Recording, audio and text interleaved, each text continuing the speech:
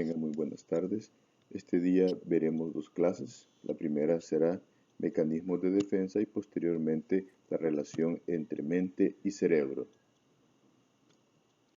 Los objetivos de esta clase son conocer el término mecanismos de defensa, conocer los diferentes tipos de mecanismos de defensa que existen, identificar las características de cada uno de estos mecanismos de defensa, identificar la utilidad que tienen los mecanismos de defensa en el manejo de pacientes e identificar la utilidad de los mecanismos de defensa en la vida personal del médico y poner ejemplos sobre diferentes de estos mecanismos de defensa que se pueden presentar en cualquier momento del ciclo vital del ser humano. Bien, el hombre busca siempre patrones biopsicosociales para manejar la relación con él mismo y para manejar la relación que tiene con los demás. Dentro de esta forma o de estos mecanismos para relacionarse con él mismo y con los demás, existen algo que se llama mecanismos de defensa que fueron descritos por Freud primeramente, quien los describió, y fueron sistematizados, o sea, fueron ordenados de manera más lógica y comprensible por la hija de él, Anna Freud. En sí, los mecanismos de defensa son mecanismos de adaptación que se pueden definir como procedimientos que son inconscientes. Significa que la mayoría de las personas, por no decir todas, no saben que los tienen ni que existen, que son intra e interpsíquicos, o sea que nos afectan tanto a nosotros como en la relación con los demás, de los cuales se vale el yo, o sea, la personalidad, para disminuir las tendencias opuestas de diferentes agencias de la personalidad. Por ejemplo, para disminuir las tendencias que pueden surgir opuestas como odio y amor o resentimientos, ¿verdad?, hacia alguna persona importante. También para manejar ansiedad debido a conflictos intrapsíquicos y las repercusiones en relación con los demás, por ejemplo, deseos inapropiados que se pueden sentir hacia una persona. Entonces nos ayuda a manejar todo esto. También nos permite disminuir las frustraciones que podamos sentir en un momento y también nos ayuda a preservar nuestra autoestima y adaptarnos a la realidad, e incluso también nos ayuda a modificar la realidad o que ésta se vuelva más tolerable. Los mecanismos de defensa no son patológicos de por sí mismos. Solamente pueden llegar a ser patológicos cuando se usan de forma excesiva, cuando el uso del mecanismo de defensa se usa para manejar todas las situaciones que generan tensión en el ser humano. O sea, el uso excesivo para manejar todas las situaciones tensas es lo que los vuelve patológicos, pero en general todos los usamos. El único mecanismo de defensa que se puede usar excesivamente sin volverse patológico es el que conocemos como la sublimación, que ya veremos más adelante de qué se trata. Bien, vamos a empezar entonces viendo el primer mecanismo de defensa, que es la represión. La represión es un conjunto de maniobras defensivas mediante las cuales el yo, o sea, la personalidad, impide el acceso a nuestra conciencia o expulsa de nuestra conciencia impulsos, fantasías o pensamientos que serían inaceptables para las agencias sensoras, o sea, inaceptables para nuestra personalidad consciente, o inaceptable para nuestras partes inconscientes de la personalidad. O sea, la represión, por lo tanto, es un mecanismo de defensa que impide que llegue a nuestra mente consciente aquellas fantasías o pensamientos que son difíciles de aceptar o tolerar y que pueden generarnos mucho estrés o mucha tensión. Entonces, este es un mecanismo muy primitivo, muy inconsciente, ¿verdad? Pero que todos lo tenemos. Entonces, la represión es un mecanismo básico de la defensa y todos los demás mecanismos trabajan para el reforzamiento de la misma. Casi todos los mecanismos trabajan en relación a la represión. Lo reprimido no se agota, sino que está siempre dentro de nosotros y hay maneras de detectar que tenemos elementos reprimidos, como por ejemplo, cuando se cuentan chistes en dobles sentidos, cuando hay lapsus, o sea, cuando nos equivocamos o olvidamos ciertas cosas, ¿verdad? Entonces son simplemente manifestaciones de algo reprimido que nos es difícil tratar de recordar o tratar de hacerlo llevar a la mente consciente. Por ejemplo, cuando andamos muy irritables, puede ser un síntoma de algo que estamos reprimiendo interiormente. Y también puede manifestarse a través de síntomas o rasgos de nuestro carácter, nuestro temperamento, personas muy enojadas, personas mm, con una ansiedad muy evidente, que se angustian con facilidad, simplemente están reflejando posiblemente algún elemento reprimido muy inconscientemente, pero que quiere aflorar de alguna forma. Por ejemplo, un ejemplo de esto sería, por ejemplo, cuando un miembro de la pareja no quiere ir a comer a un restaurante y la otra sí. El miembro que sí quiere reprime pues los deseos que afloran por otros medios, o sea, él reprimió no haber ido, pero a través de los sueños, por ejemplo, puede ver reflejado de alguna manera esas partes reprimidas, ese enojo, esa furia que no se manifestó, o puede ser, por ejemplo, cuando dos niños son invitados a ver una obra de teatro, uno de ellos desea ir, el otro no desea ir, entonces el niño que sí quiere ir, al ver que su amigo no va o no quiere ir, empieza a reprimir sus propios deseos y no asiste a la obra. Y al reprimir ese deseo, de ir, lo puede volver inconsciente, ¿verdad? Pudo haber llegado a generar inclusive un odio hacia su propio amigo y este odio no es aceptable y entonces el sentimiento de odio se reprime hacia el interior y puede manifestarse posteriormente a través de otras cosas como ya les comenté, como los lapsus, como la irritabilidad, etc. Bien, ahora veremos el siguiente mecanismo de defensa. Este mecanismo de defensa se llama proyección. A través de la proyección, lo que ocurre es que nosotros empezamos a atribuir, a adjudicar a otros las características que nosotros mismos tenemos. No siempre es patológico. Como ya les dije, no siempre es patológico los mecanismos de defensa, ya que esto contribuye a distinguir el yo, o sea, a distinguirnos a nosotros del mundo exterior.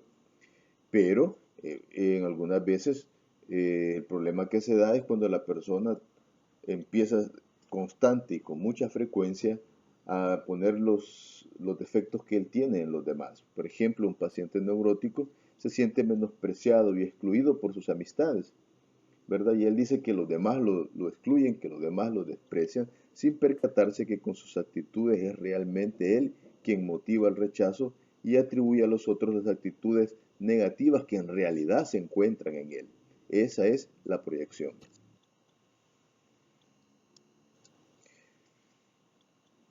Como ejemplo, por ejemplo, tenemos acá que cuando se justifica la tardanza, diciendo que se ha llegado tarde porque los demás son impuntuales, entonces les estamos atribuyendo a los demás que ellos son los irresponsables, cuando en realidad puede que esto sea totalmente incierto, ¿verdad? También se puede dar cuando una persona decide reconocer sus errores solo si otra persona acepta tener los mismos errores. O sea, solo y si vos decís que tenés este problema, pues entonces yo lo acepto porque estamos proyectando que es la otra persona en realidad la que tiene un problema y no lo queremos ver en nosotros mismos. Hay algo que se llama identificación proyectiva. Aquí es cuando una persona se queja de que la sociedad lo señala y lo rechaza, como que fuera un ser extraño. Entonces se está quejando que toda la sociedad lo está rechazando, pero esta misma persona, por ejemplo, se ha tatuado todo el cuerpo, genera temor y desagrado en los otros, confirmando aquello de lo que se queja. O sea, se está identificando proyectivamente en toda la sociedad cuando es él mismo el que ha generado todo lo que le está pasando, por así decirlo. Es otra forma y otro ejemplo de proyección. El tercer mecanismo de defensa que veremos es el denominado racionalización. Este es un conjunto de maniobras inconscientes, adaptativas y defensivas. Lo que hace la racionalización es que le enseña al ser humano, en pocas palabras, a justificar tendencias fantásticas o impulsos que son inaceptables para las agencias sensoras de nuestra personalidad, ya sea conscientes o inconscientes. Entonces, ¿qué hace la persona cuando racionaliza? Busca explicaciones no verdaderas para evitar la ansiedad. Con estos ejemplos nos quedarán más claros.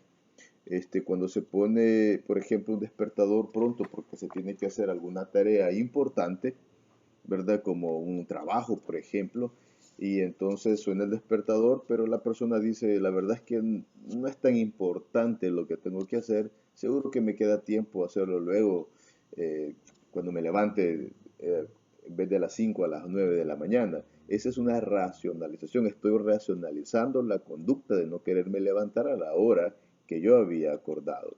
Puede ser también cuando una persona tiene una cita y no va diciéndose a sí misma frases como quizás se les haya olvidado que a todos que yo tenía que ir, o tal vez en realidad no es muy importante mi presencia.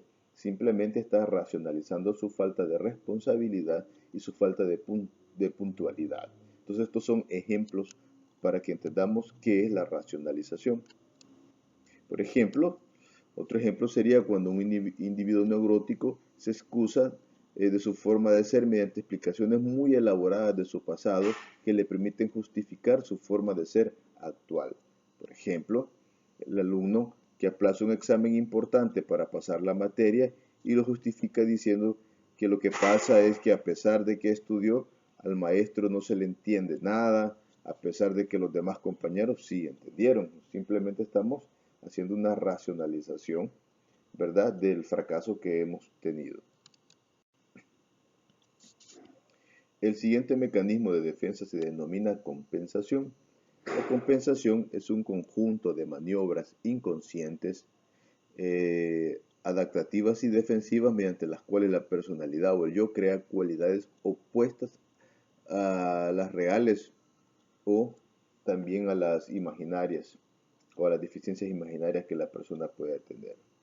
Entonces vamos creando cualidades opuestas a las verdaderas que tenemos. Ejemplo, el niño pequeño que vive en un mundo de grande y que para modificar esto se cree un superhéroe gigante que puede salvar el planeta. Simplemente está compensando la debilidad o la inferioridad que se siente creando algo que realmente él no es. El siguiente ejemplo de mecanismo de defensa que los seres humanos utilizamos es la formación reactiva. Aquí el paciente desarrolla una forma de pensar, sentir y actuar directamente opuesta a sus rasgos de carácter o impulsos y tendencias no aceptables o cosas que no son aceptables para nuestra agencia sensora de la personalidad. Entonces desarrollamos algo opuesto a este carácter, a este impulso.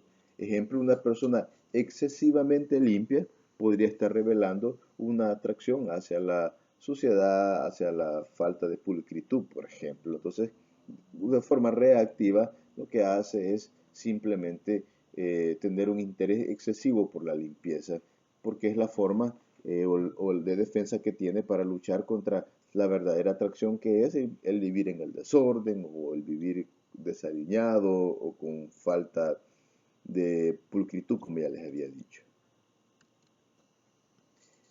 También en la formación reactiva, un ejemplo serían personas con deseos homosexuales reprimidos que al no aceptarlos conscientemente desarrollan una actitud de suma hostilidad hacia los homosexuales, manifestando por lo tanto odio y pueden inclusive llegar a la agresión ante estas personas. Pero lo que están haciendo es una formación reactiva que es para evadir realmente los sentimientos que está sintiendo reprimidos y de forma reactiva termina odiando, inclusive agrediendo a otras personas. El siguiente mecanismo de defensa es el denominado sublimación. La sublimación es el conjunto de maniobras inconscientes, adaptativas y creativas mediante las cuales la persona va a canalizar y a refinar la energía de todos esos impulsos prohibidos que le generan problemas al yo con fines sociales y personalmente aceptables. Entre las características es que no hay desviación de la corriente instintiva, sino que sigue su causa a los objetos similares. O sea, una persona, por ejemplo, que tiene tendencia al exhibicionismo, sublima, es esta tendencia a ser exhibicionista convirtiéndose en una gran actriz. La sublimación, por lo tanto, lleva al ser humano a una escala superior con respecto a cómo lo ven los demás. Enriquece la personalidad, enriquece el yo y aporta mucho a la sociedad. Por ejemplo, un impulso agresivo de un hombre lo puede llevar a crear gimnasio para niños de la calle. Entonces vean cómo esta persona sublimó el impulso agresivo, siguió ese instinto, pero lo transformó en algo que genera beneficio a la sociedad. Se canaliza y se refina la energía psíquica, no se hace desaparecer. Una persona deprimida, por ejemplo, puede transformar su dolor en un interés por el arte, por la música, por el apoyo social o religioso para otros. La energía no dejó de existir, simplemente la canalizó hacia un interés superior que lo lleva a escalar en lo que nosotros como humanos consideramos la parte subliminal de nuestras personas, como las personas altruistas, las personas que crean grandes artes de obra, etc. Otro mecanismo de defensa es el denominado desplazamiento.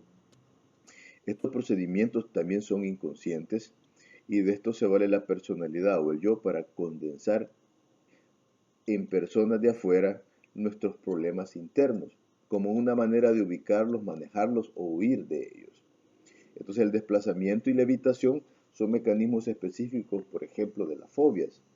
Cuando alguien tiene fobia a las alturas, fobia a las arañas, fobia a la sangre, ha hecho un desplazamiento de algo que tenía dentro de él un problema interno, ¿verdad? Y lo lleva hacia objetos afuera de él. Por ejemplo, una niña que ante una madre que es muy punitiva, muy castigadora, que la trata de manera inadecuada verbalmente, desplaza el odio que siente hacia ella y lo coloca, por ejemplo, en el temor a brujas, en el temor a arañas, en el temor a los ratones. Entonces se refiere que hay un desplazamiento. Desplazamos nuestras energías o nuestros sentimientos o nuestros problemas internos hacia objetos alejados o externos a nosotros.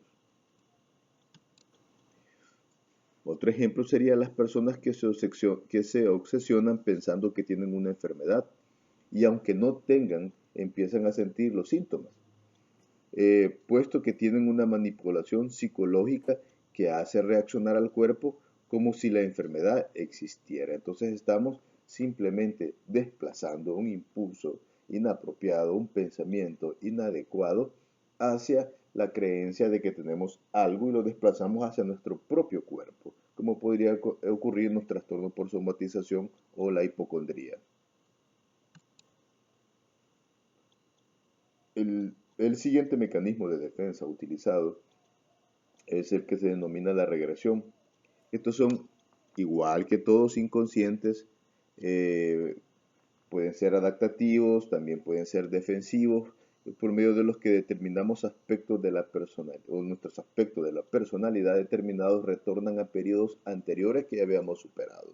O sea que es aquel comportamiento donde las personas se vuelven muy inmaduras, suelen comportarse como, por ejemplo, como niños, o si estuvieran en una etapa adolescente, ya siendo personas o hombres de 40, de 30 o de 20 años.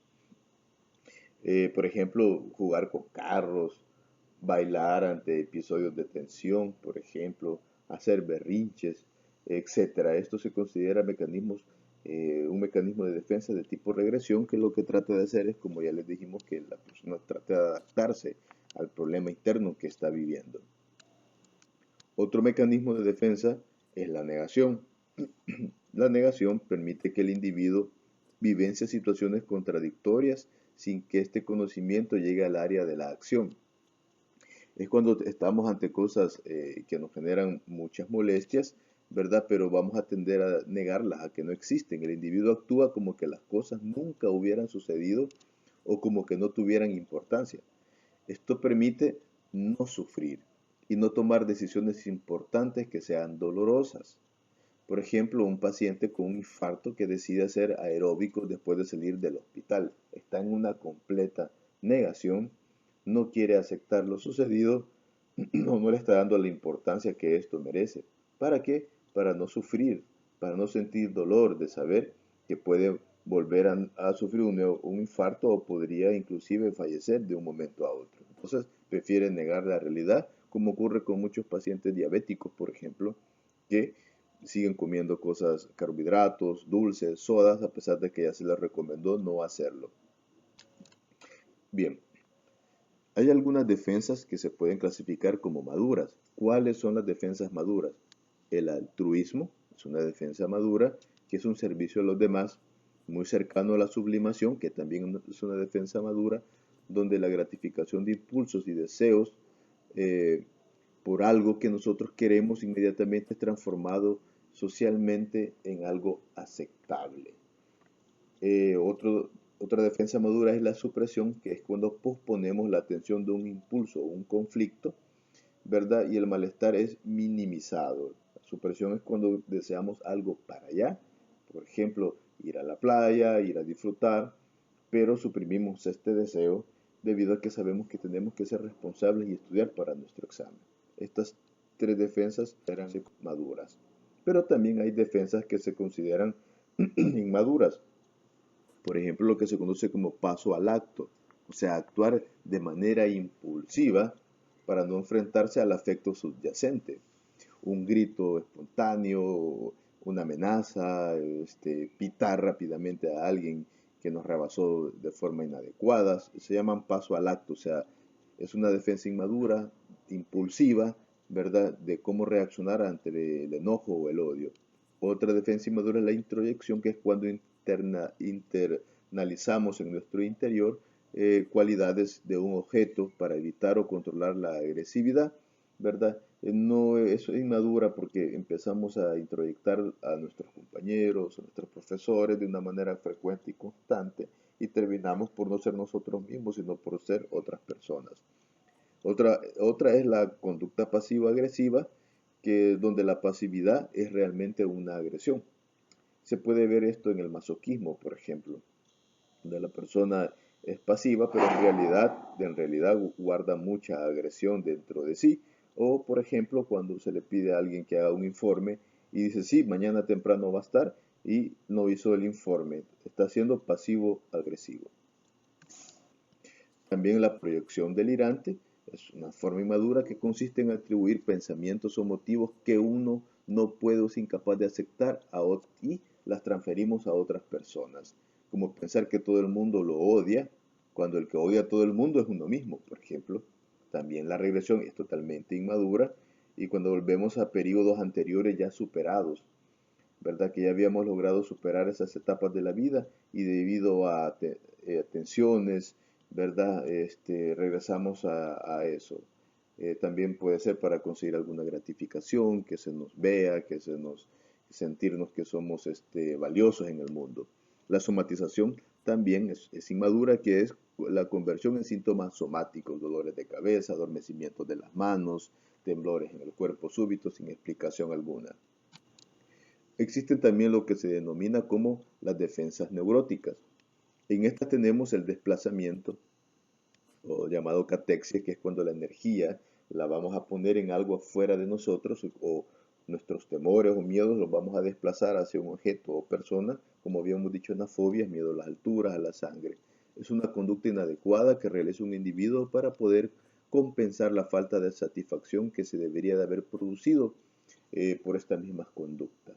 También tenemos otra forma neurótica, que es la disociación, que es cuando se modifica de forma transitoria y drásticamente el sentido de identidad personal para evitar la tensión psicológica. En estos casos de disociación, la persona suele no recordar quién es, suele tener problemas para identificar a su familia y se llama disociación porque se ha disociado su conciencia del mismo, de la realidad que le rodea. Otro defensa neurótica es la intelectualización, que es un recurso excesivo a procesos intelectuales para evitar la expresión o experiencia emocional. Es cuando la persona quiere aparentar ser una persona muy estudiada con grandes conocimientos. La represión también es neurótico y es la expulsión o prevención de la irrupción de la conciencia de un afecto o una idea que se ha tenido anteriormente como consecuencia de experiencias frustrantes de la vida. Y entonces reprimimos aquello muy interiormente y de que trata de brotar a través de súbitos ataques de angustias o de ansiedades, por ejemplo, de lapsus de memoria, ¿verdad? Que también son defensas neuróticas. También existe lo que se denomina como las defensas narcisistas. Las defensas narcisistas son aplicadas por aquellas personas que se consideran lo mejorcito, eh, que no hay nadie más inteligente ni superior a ellos. Las defensas narcisistas tenemos la proyección donde atribuimos a otros los sentimientos y deseos insoportables en nosotros mismos. Son defensas narcisistas. Se ama tanto a la persona que prefiere pensar que los demás es el que tiene los problemas de moralidad antes de aceptar lo que él los tiene. También la identificación proyectiva, que son los aspectos indeseados de uno mismo, son depositados en otro, con lo cual uno se identifica. Ejemplo de esto les comentaba en la identificación proyectiva, las personas que se tatúan a sí mismos, ¿verdad? Que hacen muchas cosas, se ponen a múltiples aretes y luego dicen que es la sociedad quien los rechaza cuando ellos mismos han adoptado conductas de este tipo. Y el otro defensa narcisista es la negación. Negarse a acontecimientos, a recuerdos que los pueden hacer verse como débiles. Muy bien, muchísimas gracias. Esta ha sido la primera clase y continuaremos con la segunda clase en un momento.